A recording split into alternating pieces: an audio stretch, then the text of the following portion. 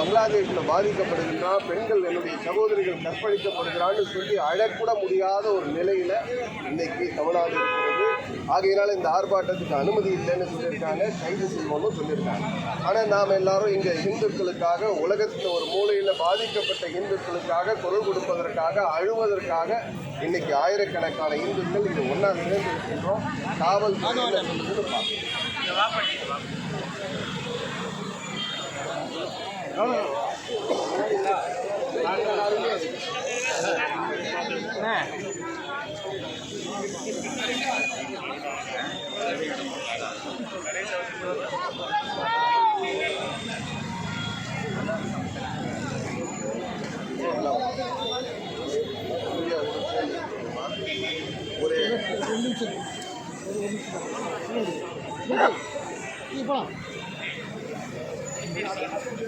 தமிழ்நாடு முழுக்க வங்கதேச இந்து உரிமை பாதுகாப்பு குழு சார்பாக ஆர்ப்பாட்டத்தில் இந்த வங்கதேச இந்து பாதுகாப்பு குழுவானது நடத்தி கொண்டிருக்கிறது.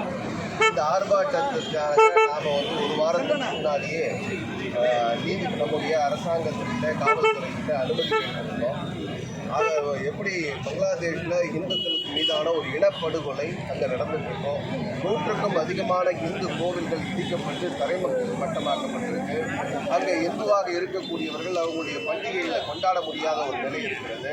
அங்கே இருக்கக்கூடிய இந்து சன்னியாசிகள் இஸ்லான் ஹரே ராமா ஹரே கிருஷ்ணா போன்ற இஸ்லான் சன்னியாசிகளை கைது பண்ணியிருக்காங்க. அவங்க தேச துரோக வழக்கில் கைது செய்திருக்கிறார்கள்.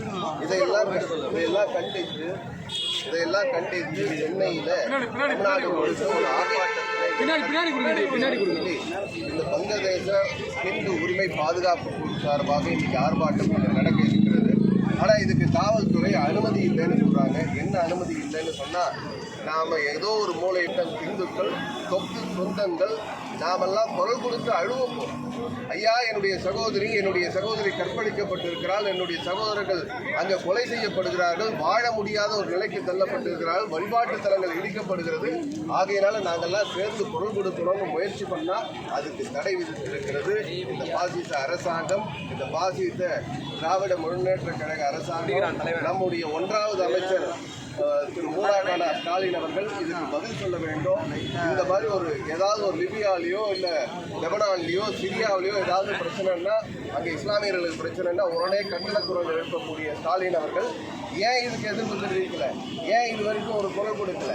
ஒரு கண்டனத்தை கூட பதிவு செய்யலையே. ஆக இந்தியாவில் இந்துக்கள் எங்கே இறந்து போனாலும், இல்லை படுகொலை செய்யப்பட்டார்களோ, இனப்படுகொலை நடந்தாலும் கேள்வி கேட்கறதுக்கு ஆள் இல்லை. கேள்வி கேட்கக்கூடிய இந்துக்களையும், குரல் கொடுத்து அழுவக்கூடிய இந்துக்களையும் அனுமதிக்க முடியாத ஒரு பாசிச சித்தாந்தத்தை, பாசிச நிலையை தமிழகத்தில் ஏற்படுத்தியிருக்கிறது இந்த மூடாகான ஸ்டாலின் அவருடைய ஆட்சி.